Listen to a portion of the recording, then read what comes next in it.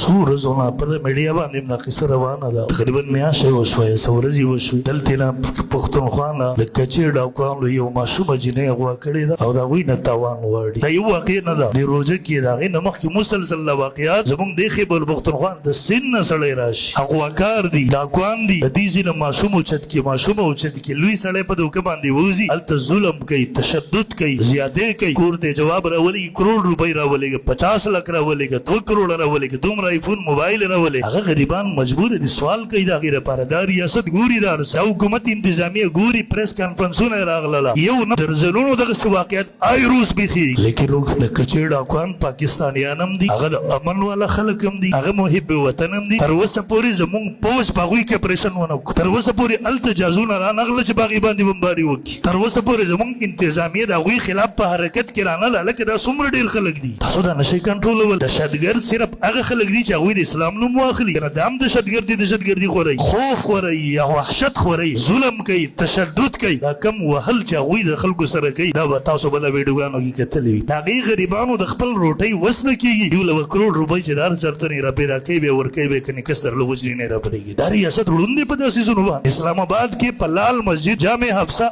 هغه زنانه وو هغوی څه جرم کړی صرف ورغلې ارنډي خانو ته هغوی ته دعوت ورکوو چې دا شامه کوو زیات نه زیات هغوی ډنډه راواغېستله په لاس کې ریاست په حرکت کې راغی پوج راغی جازونه راغلل ټینګونه راورسېدل اسلحې او دهشت خوره یره کوي دا چې دلته اپریشن کولی شو اسلام آباد په منځ کې ستا تیاري په حرکت کې راتلې ستا پوج په حرکت کې راتلو ستا پولیس په حرکت کې راتلو ستا ملیشه په حرکت کې راتلو دې ظلم جبر باندې ستا دغه پوج ستا دغه تیاري ستا دغه ټینګونه ولې په حرکت کې نه راځي دیو د اسلام نوم اخلي دا دهشتګرد ځو دغه د اسلام او د رسول الله نوم نه اخلي هغه آزاد دي هر څه چې کوي عجیبه خبره ده زمونږ ذهنونو کې نه راځي داسې تر اوسه پورې هغه زنانه دهشتګردي وې تا شهید یې کړلې تا اپریشن وکړو تا تارونه خاردار تا وکړله دا ولې نه کې تا ته تکلیف څه دی دا ظلم ته نه ګوري یو عام شهري ګوري ته نه ګوري دا اوس یو جنۍ ماشومه غوا کړې ده تختولې میاشت کېږي ریاست د هغې مخې ته له څو ډاکوانو مخې ته پوره ریاست بیا بسه دی هغه ریاست چې هغه د انډیا غونته کې طاقت ته په یوه نیمه ګنټه کې د هغوی ټول سیسټم جام کړو یو دغومره ایټمي طاقت ته شکست ورکړو هغه ریاست د یو څو ډاکوانو مخې ته بیا بسه دی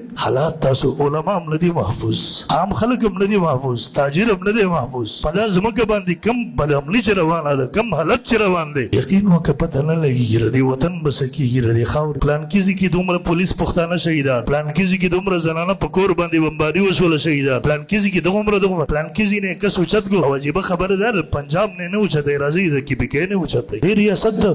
حکومت ته موږ نه وایو تاسو به آخر خپله ذمهداري نه پوره کوئ صرف د عوامو ټیکسونه باخلئ روزانه په بنیاد باندې دومره ټیکسونه یقین وکړه دا بخو کې خوږه کړې ده د دې عوامو د وینې یې دغسې وڅکل لیکن دلته امن بس په نوم یو څیز دلته د یری یو حالت مسلط دی د خوف یو حالت مسلط دلته بدتخوري ده دلته ظلم دی دلته بدامني ده یقین وکړه د کور نه سړی وځي دا یقین د سړي نه چې واپس به راشم که راونه شم